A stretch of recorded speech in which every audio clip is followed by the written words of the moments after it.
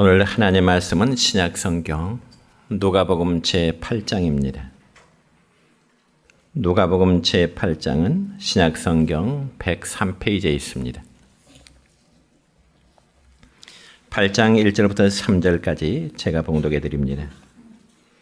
그 후에 예수께서 각 성과 마을에 두루 다니시며 하나님의 나라를 선포하시며 그 복음을 전하실세 12 제자가 함께하였고 또한 악귀를 쫓아내심과 병 고침을 받은 어떤 여자들 곧 7 귀신이 나간 자 막달라인이라 하는 마리아와 헤롯의 청지기 구사의 아내 요한나와 수산나와 다른 여러 여자가 함께하여 자기들의 소유로 그들을 섬기더라. 아멘. 사랑과 축복의 메시지 나눕니다. 사랑하고 축복합니다. 예, 사랑하고 축복합니다. 예, 감사합니다. 자, 오늘은 신약성경 누가복음 8장 1절로 3절에 있는 말씀을 중심해서 예수님의 복음 동역자라는 제목으로 말씀을 선포하고자 합니다. 여러분, 사람이라면 어느 누구라도 이 세상에 혼자로서는 살 수가 없는 것입니다. 그래서 사람은 누군가의 도움이 필요하고 또 누군가를 도우면서 살아가는 것이 인간의 삶입니다. 그래서 사람을 뜻하는 한자의 사람 인자를 보면 서로 의지하도록 되어 있는 것입니다. 그래서 하나님은 맨 최초의 사람은 아담을 창조하신 이후에 그를 돕는 베필루스의 여자, 즉 하와를 하나님은 창조하시게 됩니다. 그런 반면에 우리가 믿는 하나님은 그분이 영으로 존재하시고 또 우리가 믿는 하나님은 전지전능하시며 또한 세상을 말씀으로 창조하신 창조주이시기 때문에 그 어느 누구의 도움도 하나님은 필요하지가 않는 것이지요. 그럼에도 하나님께서 일하시는 방법을 보면 하나님은 사람을 택해서 일하심을 우리는 보게 됩니다. 예를 들어 하나님은 천하 만민에게 복을 주시기 위해서 아브라함을 불러 복의 근원으로 삼으셨고요. 또한 이스라엘을 구원하실 때도 모세를 준비시켜셔서 이스라엘의 구업의 일꾼으로 하나님은 사용하시게 된 것입니다. 그러면 오늘 본문의 말씀에 보면 예수님과 함께했던 믿음의 동역자들이 나타나고 있습니다. 여러분, 특별히 예수님이 이곳저곳에 다니시면서 모든 사람들에게 복음을 전할 때는 수많은 사람들이 예수님을 따르게 되었습니다. 그래서 벳세다 광야에서는 오병이어로 굶주린 사람들을 먹이실 때도 남자 장정 5,000명이나 되었더라 말씀하고 있습니다.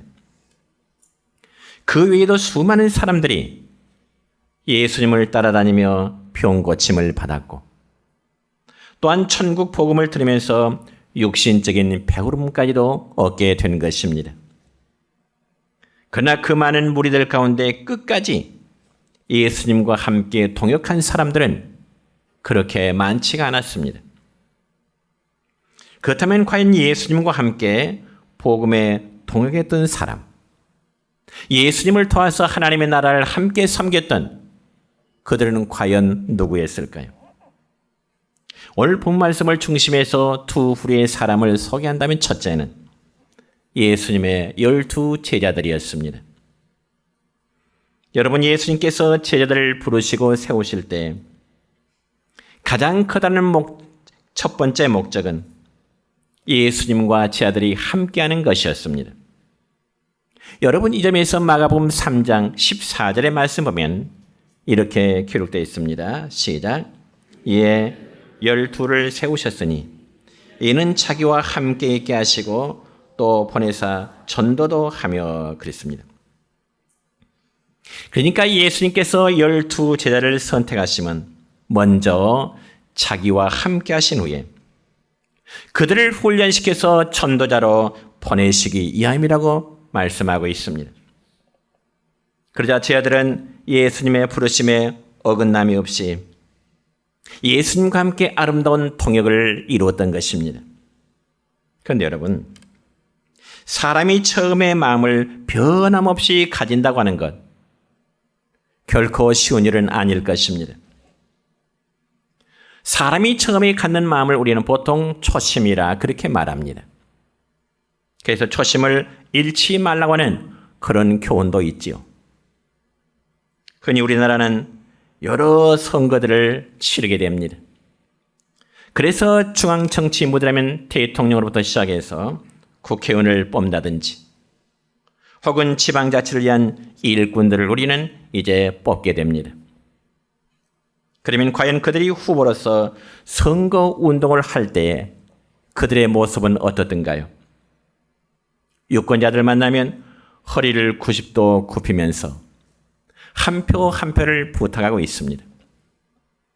그럴 때 보면 정치를 하겠다는 모든 후보가 정말 애국자요. 정말 국민의 이제 모습이요. 모두 다 겸손한 일꾼이 되겠다는데 아마 별 이견이 없어 보입니다. 그럼에도 항상 국민들이 속는 것은 일단 당선되고 나면은 그러한 겸손과 그러한 초심은 사라지고 국민을 외면한다고 하는 점입니다. 그리고 당선되어 의원 배지를 달게 되면 허리는 숙여지지 아니하고요. 목은 점점 굳어지게 되는 모습을 우리는 보게 됩니다. 그러면서 그들은 위험 있게 보좌관을 통행하면서 근엄한 자세를 들어 보이기도 하는 것이지요. 여러분 성경에도 보면은 이와 비슷한 경우의 인물이 있는데 우리가 구약 성경 사무엘상 10장의 말씀을 보면은 어느 날 사무엘 선자가 하나님의 명을 받아서 사울이라는 사람에게 기름을 부어서 이스라엘의 왕으로 세울 때 사울은 초기에 정말 겸손한 사람이었습니다. 그리고 하나님의 사람 사무엘 선자에게는 예의 바르고 그리고 하나님의 사람 사무엘 선자에게 또 순종하는 모습을 보였습니다. 뿐만 아니라 초기에 사울은 모든 사람들에게 존경을 받기로 했던 왕이었습니다. 그런데 그는 자신의 왕권이 점점 든든해지게 될 때 그의 마음속에는 순종 겸손의 미덕은 사라지게 되고 그의 마음이 교만함에 이르게 되는 것입니다. 그래서 사울왕은 선자의 말을 우습게 여기기 시작했고 또 변명하며 인간적으로 행동하기를 시작하게 된 것입니다. 그러다가 하나님의 뜻을 분별하지 못하고 권력을 탐하다가 마지막 사울의 종말은 아주 비참한 종말을 맞게 되었던 것입니다. 그렇지만 사랑하는 성도 여러분이여, 예수님의 제자들의 모습은 그러지가 않았습니다. 여러분, 예수님이 제자들을 부르실 때 그들은 배와 그물을 버려두고 심지어는 머리 둘 것도 없이 사시는 예수님을 따르게 된 것입니다. 때로는 예수님과 함께 노숙의 생활을 하기도 하고요. 또 먹을 것이 없을 때는 예수님과 함께 밀리삭을 잘라서 비벼 먹으면서 예수님과 함께하는 그러한 통역을 하게 된 것입니다. 그러나 예수님께 수없이 많이 몰려왔던 사람들은 때로는 병을 고치고 때로는 주님의 말씀을 듣다가도 그들은 썰물처럼 다 예수님의 곁을 떠나가는 일들이 생겼습니다. 왜냐하면 여러분, 제자들에게 아니 많은 무리들에게 그들에게 이제 현실적인 문제 해결을 얻으면 더 이상 예수님의 존재가 필요성을 느끼지 않았기 때문에 그렇습니다. 다시 말씀드려서 병든 자가 예수님을 통해서 병남을 얻으면 더 이상 예수님의 필요성을 느끼지 않게 되는 것이고, 배고픈 자가 예수님을 통해서 배부름의 문제를 해결하게 되면 더 이상 예수님의 존재의 필요성을 느끼지 않았기 때문에 그렇습니다. 그래서 그들은 문제 해결을 얻은 후에 다 예수님의 곁을 썰물처럼 떠나가게 된 것입니다. 그러자 요한복음 6장 67절의 말씀을 보면 마음이 상심한 예수님이 제자들에게 묻습니다. 뭐라고 물을까요? 함께 읽습니다. 시작. 예수께서 12 제자에게 이르시되 너희도 가려느냐? 너희도 가려느냐? 그러니까 너희들도 다른 사람들처럼 내 곁을 떠나가겠느냐? 주님은 제자들에게 그렇게 물으신 거예요. 그러면 예수님의 그러한 질문 앞에 제자들의 답변은 어땠을까요? 이 점에서 요한복음 6장 68절에 보면 수제자라 불리는 베드로의 대답은 이렇습니다. 뭐라고요? 시작. 주여, 영생의 말씀이 주께 있사오니 우리가 누구에게로 가오리까? 여러분, 베드로의 이 말은 다른 사람들처럼 우리도 예수님을 떠나겠다는 말인가요? 떠나지 않겠다는 말인가요? 그렇습니다. 영생의 말씀이 주께 있사온데 우리가 누구에게로 가겠습니까? 그러니까 예수님의 제자들만큼은 모든 사람들이 예수님에게 밀물처럼 몰려왔다가 썰물처럼 빠져나갈 때도 예수님의 곁을 지키면서 예수님과 동역했다는 것입니다. 얼마 전에 기독교 방송 TV를 보는데 어려운 교회를 섬기시다가 목회하시다가 은퇴하신 그 목회 이야기의 방송을 제가 잠깐 본 적이 있습니다. 사회자가 그 목사에게 묻기를, 목사님이 목회를 하시면서 지금까지 가장 기억에 남는 성도라면 과연 어떤 분이라고 생각하십니까? 사회자가 은퇴하신 목사님에게 그런 질문을 했습니다. 그때 그 목사님이 이렇게 답변하는 것입니다. 내가 지금까지 목회한 지 10년이 지났지만은 지금도 잊지 못할 성도는 장로나 권사들이 아니라 교회가 어려울 때도 끝까지 나와 함께 해준 성도들. 그렇게 답변했습니다. 그러면서 그들은 당신이 죽을 때까지도 절대로 잊을 수 없는 믿음의 동역자들입니다. 저는 그 말에 상당히 공감했습니다. 아니, 100% 공감했습니다. 여러분, 특별히 성도들의 성향은 교회가 힘들다든지 혹은 어떤 문제가 생길 때라든지 혹은 목회자의 갈등 때문에 교회를 쉽게 떠나버리는 경우들이 종종 있습니다. 물론 다 그렇다는 경우는 아니지만 그래서 예수님께서 오죽했으면 수많은 사람들이 몰려왔다 썰물처럼 나가는 그 모습을 보실 때 제자들에게 너희들도 나를 떠나겠니? 주님은 그렇게 물으신 겁니다. 그러나 베드로의 답변에 예수님은 잠시나마 위로가 되신 것 같습니다. 주여, 영생의 말씀이 바로 주님에게 있는데 우리가 누구에게 갔다는 말입니까? 물론 이 말을 한 베드로가 훗날 예수님을 부인하여 넘어지기도 했지만은 아무튼 정말 대단한 결단이 아닐 수 없습니다. 그래서 제자들은 예수님이 둘씩 짝을 지어서 전도를 내보낼 때에도 정말 빈 주머니에 지팡이 하나만 의지해서 각처로 흩어져서 복음을 전하갈 때도 제자들은 주저하지 않았습니다. 그러므로 제자들은 처음에 주님이 자기들을 부르시고 그리고 제자들을 세우셨을 때 하셨던 말씀을 그대로 붙들고 정말로 초심을 잃지 않고 주님과 함께 동행했던, 주님의 거룩한 사역에 함께 동행했던 제자들이었음을 여러분 믿으시길 바랍니다. 그렇다면 오늘날 우리들도 예수님과 함께 생각하고 예수님의 말씀에 함께 동역하는 우리의 성도들 되시기를 축원합니다. 여러분, 우리 모두는 세상에서 성도라고 부르실 받은 존귀한 자들입니다.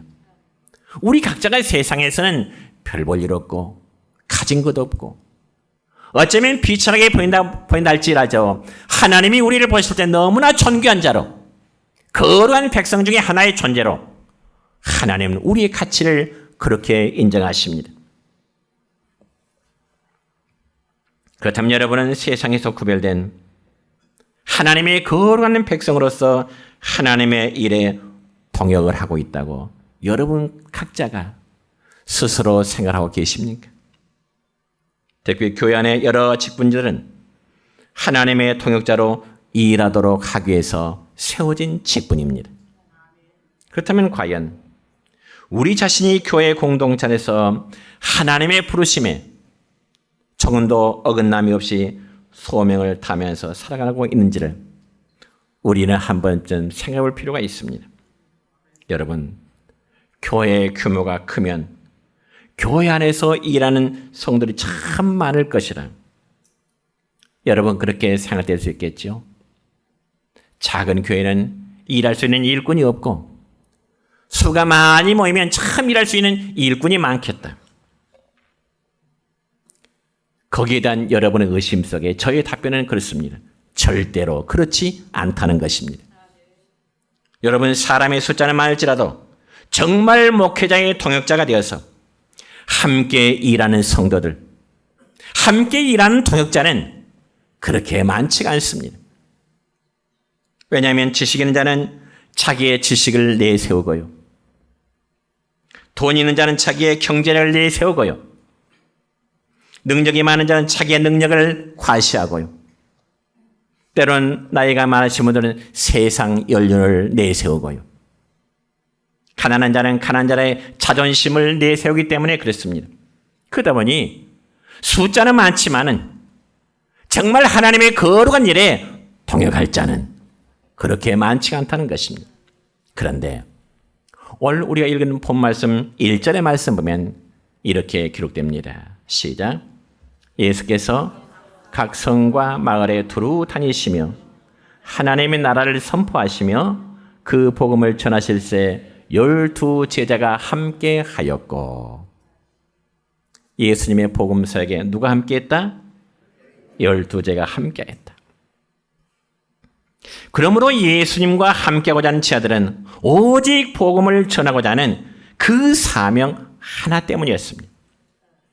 물론 제자들이 예수님과 함께 복음을 전한다고 해서 그들에게 무슨 세상 지혜나 그리고 부귀나 권세가 보장되는 건 전혀 아니었습니다. 어쩌면 배고픔 때문에 밀 이삭을 비벼서 먹어야 했고 또 핍박을 받아야 하는 시련만이 따를 뿐이었습니다. 여러분, 그럼에도 제자들은 자신들이 전한 천국 복음을 위해서 천하보다 귀한 한 생명이 살아나고 하나님 나라가 확장된다는 그 사실 때문에 제자들의 마음은 주님과 동역하는 일에 그리고 하나님이 기뻐하실 그 일에 물러서지 않았다는 것입니다. 그래서 예수님의 제자들은 비록 십자가의 사건 앞에서는 넘어졌지만은 훗날 그들은 성령의 충만함을 체험한 이후에는 가룟 유다 이외에 모든 제자들이 순교의 제물이 되었다고 전해지고 있습니다. 그러면 두 번째로 예수님의 복음 사역에 동참하는 자는 누구일까? 하나님께 먼저 찬송합니다.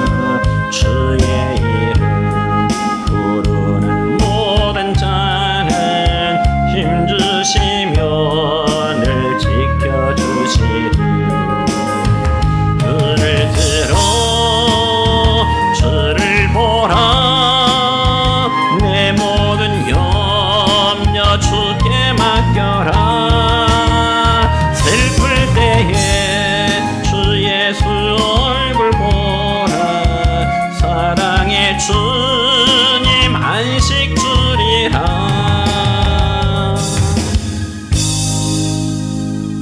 두 번째로 예수님의 복음 사역에 동역한 자는 은혜 받은 여인들이었습니다. 오늘 읽은 말씀 2절과 3절 말씀 같이 읽습니다. 시작. 악귀를 쫓아내심과 병 고침을 받은 어떤 여자들 곧 7 귀신이 나간 자 막달라인이라는 마리아와 또 헤롯의 청지기 구사의 아내 요한나와 수산나와 다른 여자가 함께하여 자기들의 소유로 그들을 섬기더라. 아멘. 여러분, 이 말씀을 보면 예수님으로부터 은혜 받은 여자들은 하나같이 병 고침의 은혜를 받은 여인들이었습니다. 즉 막달라 마리아, 헤롯의 청지기 구사의 아내 요한나, 수산나, 다른 여자들하고 있으니까 최소한 4명 이상의 여인들이 언급되고 있습니다.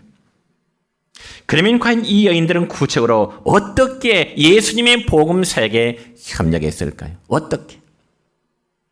이 점에서 본문 3절 끝부분의 말씀 보면 함께하여 자기들의 소유로 그들을 섬기더라. 누구의 소유로? 자기들의 소유로. 남의 것 가지고 예수님의 복음 사역에 동역하는 것이 아니라 자기들을 가지고 예수님의 복음 사역에 협력했다는 것입니다. 이는 한마디로 예수님과 사도 공동체의 모든 살림을 떠맡아 섬겼다는 것이죠. 물론 그렇다고 해서 예수님이 복음을 전파하고 그리고 병 고침을 받아서 온 사례비로 섬긴 것이 아니었습니다. 아니, 쟤들이 가끔 아르바이트를 해서 벌어온 물질로 예수님과 쟤들을 섬기는 게 아니었습니다. 이들은 오직 자비를 털어서 자기들의 것을 가지고 예수님과 제 아들이 복음을 전하는데 어려움이 없도록 최선을 다해서 섬겼던 여인들이었습니다. 여러분, 그게 과연 쉬운 일일까요?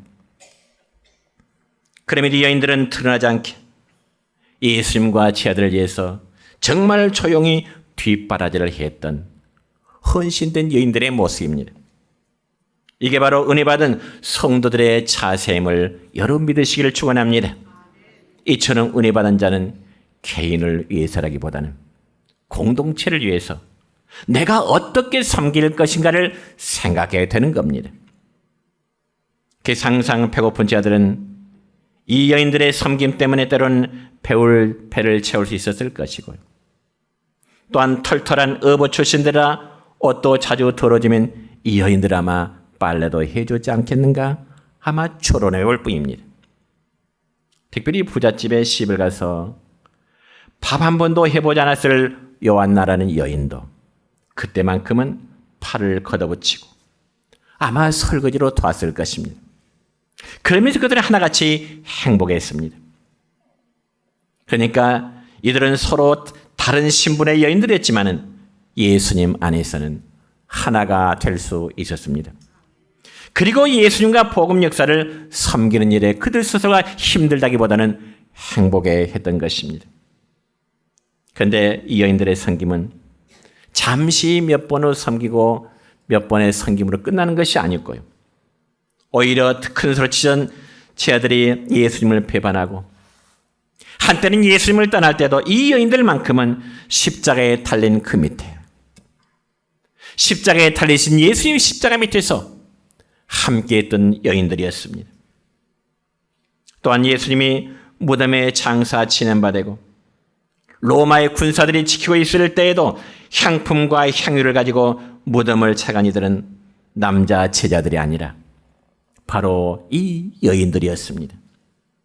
그래서 여인들은 끝까지 예수님을 섬기고 따르면서 예수님 부활의 첫 목격자들에서 부활의 산 증인이 바로 이 여인들이었습니다. 그러면서 이들은 희생적이고 헌신적이며 끝까지 신앙의 절개를 지킨 믿음의 여인들이었습니다. 여러분, 절개라는 이 단어는 옛날 우리나라의 유교 사상이 강할 때 한 여인이 한 남편만을 섬기한다는 의미로 아마 많이 사용되었습니다. 그런 반면에 남자들은 많은 여자를 데리고 살아도 문제를 삼지 않고 오직 여성들에게만 절개가 강조되었던 시기가 있었습니다. 그래서 예수님에서 헌신과 봉사로서 여러분 신앙의 절개를 지킨 믿음의 여인들 때문에 복음의 역사는 더욱 활발하게 이제 일어나게 된 것입니다. 그렇다면 사랑하는 성도 여러분요, 오늘 우리에게도 이러한 신앙의 절개가 있어야 됩니다. 신앙의 절개가 있어야 됩니다. 첫째는 주님과 나와의 관계에서 신앙의 절개가 있어야 되고, 두 번째는 교회와 나와의 관계에서도 이러한 신앙의 절개가 있어야 되는 겁니다. 주님과 나와의 관계에서 신앙의 절개, 교회와 나와의 관계에서 신앙의 절개. 특별히 구약성경 열왕기상 17장 8절로 10절까지 말씀을 보면은 이스라엘 땅 사르밧이라는 동네에 사는 한 가난한 과부가 있었는데요. 그는 물질로서 엘리야 선지자를 도왔던 그러한 내용의 말씀이 기록되어 있습니다. 여러분, 당시 이스라엘에는 약 3년 동안 가뭄이 있었습니다. 3년 동안 가뭄이 있다 보니까 온 나라는 어때요? 기근, 즉 가난으로 인해서 고통을 당하던 시절이었습니다. 그런데 시돈 땅 사르밧에는 아들 하나만을 데리며 낙을 삶고 살아가는 한 여인, 아들 하나만을 기르며 살아가는 한 과부가 있었습니다. 여러분, 과거라면 어느 시대나 외로움의 대상이고요. 그리고 가난함의 대상입니다. 그러니 온 나라가 가뭄으로 해서 고통을 당할 때 이 과부의 집인들 오죽했겠습니까? 그래서 이 과부는 가뭄으로 허덕이다가 결국 마지막 남은 양식을 밥 한 끼를 해먹고 아들과 죽기 위해서 들판에 나무를 주우러 나갔습니다. 여러분, 그 모습을 한번 상상해 보세요. 한 끼밖에 남지 않은 양식을 마지막으로 해먹고 나면 더 이상 양식을 구할 수 없는 실정입니다. 그래서 그것이나마 마지막으로 해먹기 위해서 나뭇가지를 주러 나간 이 여인의 심정, 이 어미의 심정이 과연 어떠했겠습니까? 한마디로 기가 막혔을 것입니다. 더군다나 자기 혼자 죽는 것은 별 문제가 아니었을 것 같지만 눈앞에는 사랑하는 아들이 있습니다. 그러나 어찌합니까? 한 끼라도 남은 양식으로 음식을 해먹고 이제는 죽을 수밖에 없는, 더 이상 양식이 없기 때문에 죽음을 기다린 그런 실정 상황에서 나뭇가지를 줍고 있는데 마침 엘리야라는 선지자를 만나게 됩니다. 그런데 여러분, 이 엘리야 선지자는 과부에게 이런 말합니다. 여인이여, 네 손으로 떡 한 조각을 만들어서 내게로 가져오라. 이게 무슨 날벼락 같은 소리인가요? 그렇지 않아도 여러분, 사르밧 과부는 아들과 함께 마지막 눈물의 양식을 먹기 위해서 나뭇가지를 지금 줍고 있는데 엘리야는 그것을 자기를 위해서 떡을 만들어서 자기에게로 가져오라는 겁니다. 참 과부의 속사정을 몰라도 너무 모른 것 같죠. 정말 과부의 사정을 알았더라도 어찌 그 양식을 떡으로 얻고자 나를 위해서 떡을 만들어 가져오라 할 수가 있겠습니까? 그러나 여러분, 엘리야 선지자는 과부의 사정을 모를지라도 하나님은 아셨습니다. 그래서 하나님은 엘리야를 사르밧 과부에게로 보내신 겁니다. 그러자 과부는 엘리야 선지자에게 자기의 속 사정을 이야기합니다. 선지자님, 사실은 우리 집에 한 끼밖에 없는 그 양식으로 내 아들과 함께 마지막 눈물의 식사를 하려고 합니다. 그러니 선지자님의 요구대로 떡을 만들어서 선지자님에게 드리기는 좀 곤란합니다. 그러면서 거부의 의사를 나타냈을 것입니다. 그럼에도 불구하고 엘리야 선지자는 여인에게 말하기를 두려워하지 말아라. 먼저 나를 위해서 나에게 떡을 만들어 오라. 참 기가 막힌 일 아니겠어요? 그러면서 엘리야 선지자가 과부에게 말합니다. 그렇게 되면 앞으로 비가 땅에 내리기까지 너의 통의 양식이 끊어지지 않을 것이고 또한 너의 병의 기름이 끊어지지도 않을 것이다. 한마디로 앞으로는 양식의 통이, 곡식의 통이 너희 집안에 떨어지지 않을 것이라는 약속입니다. 그러나 여러분, 사람은 누구에게나 현실의 문제입니다. 나중은 거사고 현실의 문제입니다. 그러니까 당장 눈앞에 남은 것은 한 개의 양식뿐이에요. 그리고 눈앞에 보이는 것은 마지막 음식을 기다리는 사랑하는 아들의 눈망울입니다. 여러분이라면 어떠한 결정을 하실 것 같습니까? 저라면 많은 고민할 것 같습니다. 아니, 솔직한 심정으로 내 아이에게 먼저 먹이고 싶은 것이 아마 우선일 것입니다. 그럼에도 사르밧 과부의 결정은 어떤가요? 열왕기상 17장 15절의 말씀을 보면 이렇습니다. 시작. 그가 가서 엘리야의 말대로 하였더니 그가 엘리야와 그의 식구가 여러 날 먹었으나 여호와께서 엘리야를 통하여 하신 말씀같이 통의 가루가 떨어지지 아니하고 병의 기름이 없어지지 아니하니라. 아멘. 이러한 기적의 역사를 여러분 믿으시길 축원합니다. 그러니까 이 말씀 보면은 당장의 효과는 나타나는데 한 끼 정도밖에 안 되는 그 양식으로 하나님의 살을 먼저 대접하고 나니 여러 날을 먹고 또 먹어도 메마름이 없던 곡식간의 양식이 떨어지지 않냐는, 기름이 떨어지지 않냐는 그런 축복을 받게 된 것입니다. 그러면 과연 사르밧 과부가 이러한 복을 받게 된 그 동기가 과연 무엇일까요? 크게 두 가지 이유입니다. 첫째는 믿음으로 순종하였기 때문에 그렇습니다. 여러분 생각해 보세요. 양식이 여유가 있을 때는 남을 대접한다고 하는 것이 그렇게 어려운 일은 아닙니다. 그날 사르밧 과부에게는 어때요? 마지막 양식입니다. 한 끼의 양식입니다. 그럼에도 엘리야 선지자의 말씀을 믿음으로 순종한 것입니다. 이것은 현실은 어렵고 불가능할 것처럼 보이지만 믿음으로 순종한 결과는 언제나 부족함이 없는 복을 받게 될 줄 여러분 믿으시기 바랍니다. 두 번째로 엘리야는, 이 여인은, 과부는 하나님의 사람을 우선했기 때문에 그렇습니다. 여러분, 과부는 하나님의 사람 엘리야 선지자를 우선하는 그런 믿음이 있었습니다. 그러니까 인간적으로 보자면 마지막 한 끼 양식으로 자기 아들을 먼저 모이고 싶지 다른 사람을 우선하고 싶겠습니까? 그러나 과부는 하나님의 사람, 하나님의 종을 우선하는 그런 믿음이 있었습니다.